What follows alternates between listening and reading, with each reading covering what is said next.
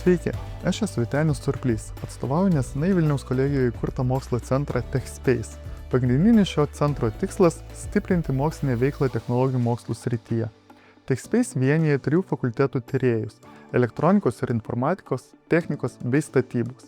Centre plėtojami įvairių technologijų mokslų sričių tyrimų, apimantis elektros ir elektronikos, informatikos, medžiagų, aplinkos, statybos, mechanikos, transporto bei matavimų inžinerijos. Vienas svarbiausių centro uždavinių – užtikrinti studijų procesų ir mokslinės veiklos sinergiją, aktyviai įtraukiant studentus į tyrimus, inovacijų projektus ir eksperimentinę veiklą. Tokiu būdu studentai turi galimybę įgyti praktinės patirties, dirbti su pažangia įranga ir spręsti realias verslo bei visuomenės problemas.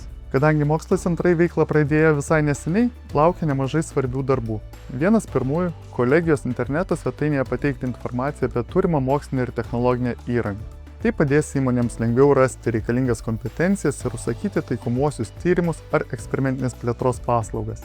Siekime, kad verslo organizacijos susidūrusios su technologiniais iššūkiais kreiptųsi į TechSpace centrą, o bendradarbiavimo procesas nuo pirminės konsultacijos iki sutarties pasirašymo vyktų greitai, sklandžiai ir efektyviai.